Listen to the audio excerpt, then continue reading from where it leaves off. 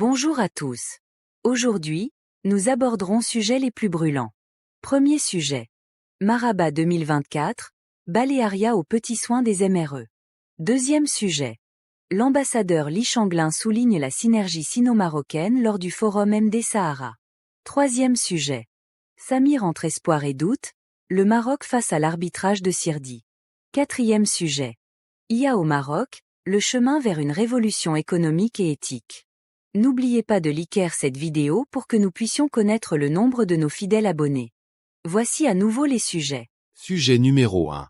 Dans le cadre de l'opération Marabat 2024, la compagnie maritime Baléaria a prévu 15 liaisons quotidiennes vers le Maroc au départ des ports d'Algésiras, d'Almeria, de Motril et de Malaga. En vue de faire face aux flux importants de Marocains d'Europe qui vont rejoindre le Maroc ces vacances d'été dans le cadre de l'opération Marabat, Baléaria a programmé 15 liaisons quotidiennes vers les ports marocains, dont 12 à destination de Tangemed depuis Algésiras, 2 à destination de Tangemed en provenance de Motril et 1 à destination de Nador au départ d'Almeria, rapporte Infopuerto. La compagnie maritime effectuera également 10 liaisons quotidiennes entre Algésiras et Ceuta, et va maintenir ces 2 liaisons quotidiennes vers le port de Melilla, dont l'une au départ de Malaga et l'autre de Motril.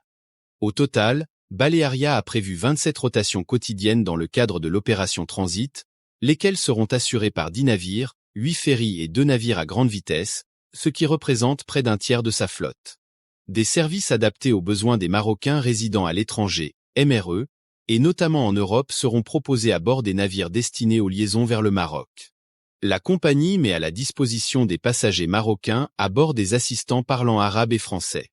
Les MRE pourront également consommer de la nourriture halal proposée dans les bars et restaurants à bord et même se recueillir dans les salles dédiées à la prière pendant le voyage. Baléaria dispose également d'un service téléphonique en arabe pour répondre aux préoccupations des MRE, ainsi que de 21 points de vente de billets le long des routes au Maroc et en Espagne. Les passagers pourront voyager en ferry de jour avec des départs d'Almeria à 9h, 14h ou 15h selon le jour de la semaine, ou en ferry de nuit disponible tous les jours. Sujet numéro 2. Lors de la prestigieuse 3e édition du Forum MD Sahara, qui s'est tenue à Rabat les 10 et 11 mai, M. Ly Changlin, ambassadeur de la République de Chine au Maroc, a prononcé un discours soulignant la convergence des visions sino-marocaines sur les questions africaines. Dans une intervention faite en marge du panel « Vision Atlantique, le Maroc au cœur de la Renaissance africaine croissance, paix et prospérité partagée », M. Ly a déclaré « La Chine et le Maroc partagent une approche commune envers l'Afrique, une vision qui se reflète dans nos initiatives et collaborations. » Il a fait allusion à l'initiative atlantique, un projet ambitieux initié par Sa Majesté le roi Mohamed VI, comme un exemple éloquent de cette synergie. C'est avec un intérêt marqué que la Chine observe l'initiative atlantique, envisageant sa participation tant au niveau continental que régional, a affirmé M. Ly. Il a ajouté que ce projet pourrait être un sujet de discussion lors du prochain sommet Chine-Afrique en septembre 2023, ainsi que lors de rencontres bilatérales et multilatérales futures. L'ambassadeur a également évoqué les mécanismes de financement que la Chine met à disposition pour soutenir le développement en Afrique, indiquant que des discussions sont en cours avec le Maroc pour des projets tels que l'extension du port de Nador. Bien que je ne puisse fournir de détails précis à ce stade, l'intérêt de la Chine pour l'initiative atlantique est vif et s'inscrit dans notre désir de contribuer au progrès de l'Afrique, a-t-il conclu. M. Ly Changlin a réitéré l'engagement de la Chine envers le Maroc et l'Afrique, soulignant que les relations sino-africaines sont ancrées dans un partenariat mutuellement bénéfique et respectueux.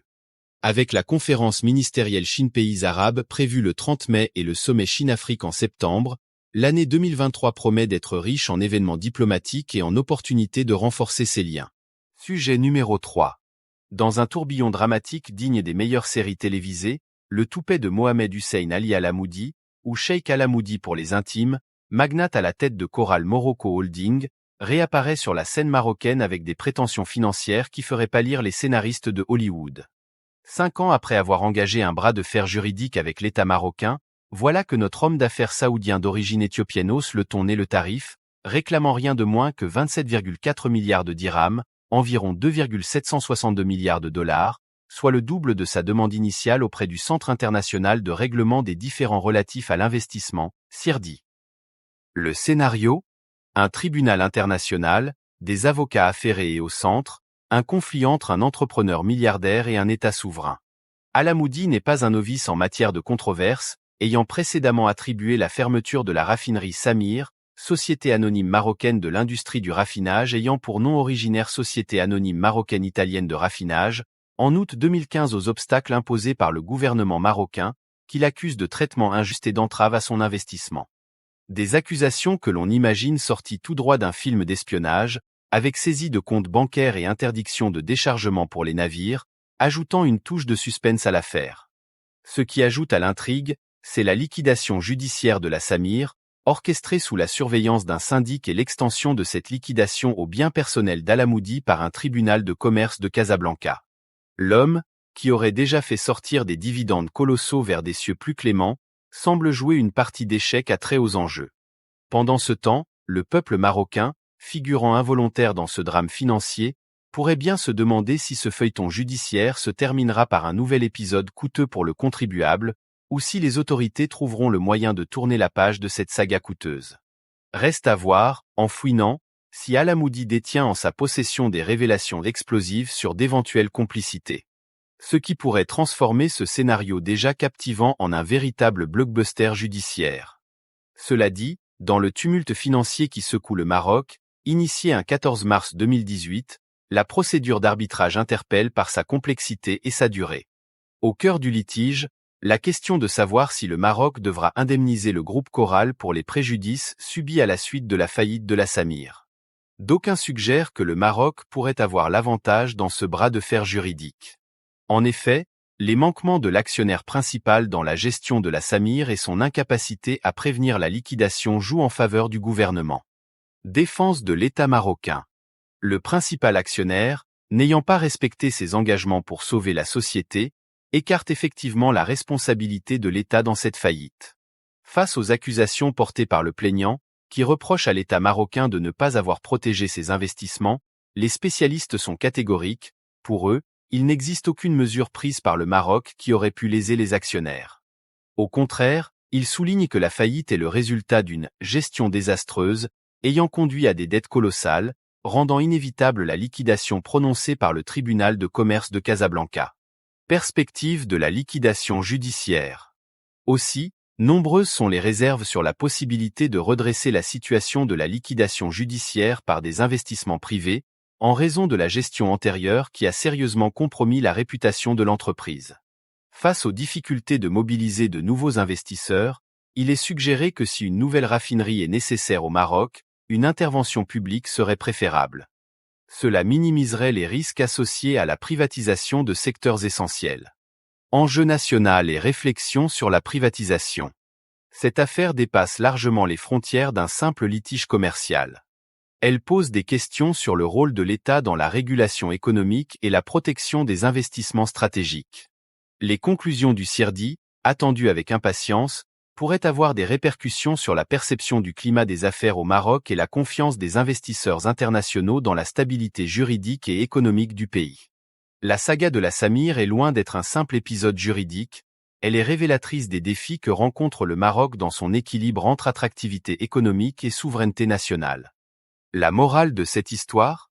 Dans le théâtre de l'économie mondialisée, les rebondissements sont fréquents, les héros pas toujours vertueux et les trames parfois si embrouillées que même les plus fins stratèges peinent à démêler le vrai du faux. Sujet numéro 4. L'ubiquité croissante de l'intelligence artificielle, IA, constitue un phénomène d'ampleur mondiale, inscrit dans les méandres des indicateurs internationaux. Pour le Maroc, l'IA incarne un catalyseur de transformation accélérée et un vecteur de renforcement de sa stature sur la scène mondiale.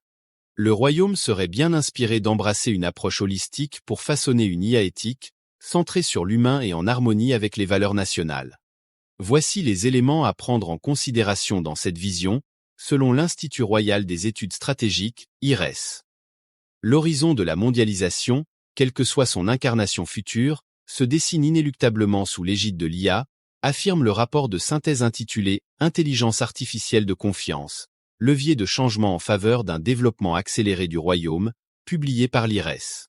En effet, l'IA est perçue par 90% des dirigeants mondiaux comme un facteur de croissance de l'économie mondiale.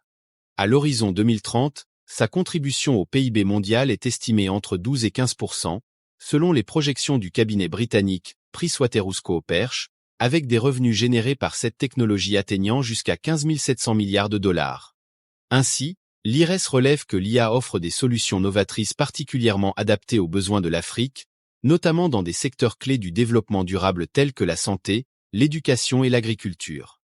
Le continent est déjà considéré par les grandes entreprises technologiques comme un marché en devenir. Cependant, la situation de l'IA en Afrique reste incertaine, car le continent demeure principalement un consommateur de technologies et un terrain d'expérimentation pour les géants du secteur technologique. Telle la plupart des nations africaines, le Maroc fait face à un défi majeur dans le domaine de l'IA, notamment l'absence d'une stratégie nationale audacieuse, indique l'Institut. Malgré cela, des initiatives remarquables, portées par des institutions et des universités, se démarquent par leur envergure tant au niveau national qu'international, constituant ainsi un socle solide pour l'épanouissement d'un écosystème compétitif d'IA à l'échelle nationale. Parmi les initiatives citées par le rapport, le Centre international d'intelligence artificielle et Movement, affilié à l'Université Mohamed VI Polytechnique, UMCP, se distingue en tant que bastion d'excellence en IA et sciences des données. Ce centre est devenu un pôle régional majeur, dédié à l'éclosion d'une expertise marocaine en intelligence artificielle et en sciences des données. De même, l'Université Euromed a joué un rôle de pionnier en proposant la création d'une grande école, l'école d'ingénierie digitale et d'intelligence artificielle, EDIA, dont l'objectif est de former des cadres de haut niveau capables de soutenir les grands projets de développement dans les pays du bassin euro-méditerranéen et en Afrique subsaharienne, dans les domaines du digital et de l'IA. S'y ajoute également le TIC Lab de l'Université internationale de Rabat, UIR, qui se distingue en tant que laboratoire de recherche et d'innovation avant-gardiste, se focalisant sur l'application de l'IA dans les secteurs spécifiques de l'AI+X, notamment la santé, l'agriculture et l'éducation, ainsi que le projet Al-Khawarizmi Smart, financé par le secteur privé, ambitionne d'intégrer des techniques d'IA pour améliorer les processus industriels dans le domaine minier. Ceci dit, les initiatives des universités marocaines dans le domaine de la recherche en IA les placent en tête des classements internationaux. En 2023, le Maroc s'est ainsi hissé à la 4e place en Afrique et à la 88e place mondiale en termes de préparation au développement de l'IA, selon l'indice de préparation à l'intelligence artificielle du gouvernement établi par Oxford. Par ailleurs, une évaluation plus pointue de l'IA au Maroc pourrait être réalisée en élaborant une cartographie exhaustive des projets et des parties prenantes impliquées. L'adoption progressive de l'IA dans les domaines publics et privés est notable. De nombreux projets d'envergure nationale et internationale sont menés par des administrations publiques et des startups, certains atteignant un niveau élevé de performance et de renommée à l'échelle mondiale. D'autre part, l'IA est un levier de changement et de renforcement du positionnement international du Maroc. Pour tirer pleinement parti de cette technologie, le pays devrait adopter une approche globale centrée sur l'humain et conforme à ses valeurs. Cela implique la mise en place d'une stratégie nationale d'IA de confiance, en harmonie avec les résolutions internationales, et l'intégration progressive de l'IA dans les politiques publiques et les stratégies sectorielles, tout en encourageant le secteur privé à innover grâce à l'IA. Il est également, selon l'IRES, nécessaire d'établir une gouvernance de l'IA reposant sur plusieurs principes. Tout d'abord, renforcer le rôle de l'État en établissant un cadre légal conforme aux normes internationales. Ensuite, envisager la création d'une entité dédiée au développement d'une IA alignée avec les valeurs et le modèle de développement du Maroc. Encourager la mise en place de comités de pilotage de l'IA dans les secteurs publics et privés, intégrant les aspects éthiques, réglementaires, de gestion des données, d'acceptabilité sociale, d'impact sur l'emploi, de transparence et d'interopérabilité est également crucial. De plus, il faut de prospecter les impacts de l'IA au niveau national, notamment en ce qui concerne l'emploi, adaptation du système éducatif et du marché du travail, la science et la technologie, veille scientifique et technologique, et les secteurs économiques, gains de compétitivité et de productivité. L'Institut préconise aussi de placer l'IA au cœur de l'économie nationale en faisant de cette technologie un secteur clé pour le Maroc et une chaîne de valeur compétitive à l'international, en la promouvant comme un levier pour le développement industriel, et en l'intégrant dans les stratégies sectorielles avec la création de pôles d'innovation spécialisés, entre autres mesures. Il est proposé d'élever le Maroc au rang de puissance scientifique en matière d'IA, à travers la promotion de la formation des talents et la recherche scientifique en IA au niveau national, la création des filières spécialisées appliquées à l'IA, l'encouragement des mesures d'attractivité des compétences nationales et internationales pour contrebalancer la fuite des cerveaux. Sur le plan des relations internationales, l'IRES recommande d'intégrer l'IA parmi les questions globales traitées par la diplomatie marocaine au niveau international, au même titre que le changement climatique, les armes chimiques et nucléaires, et de capitaliser sur les initiatives diplomatiques déjà engagées au niveau international en Afrique et auprès des organisations internationales, UNESCO, ONU, Union africaine, dans le but de rehausser le positionnement et la visibilité du Maroc sur ce sujet d'avenir et attirer les projets et les investissements internationaux dans ce domaine.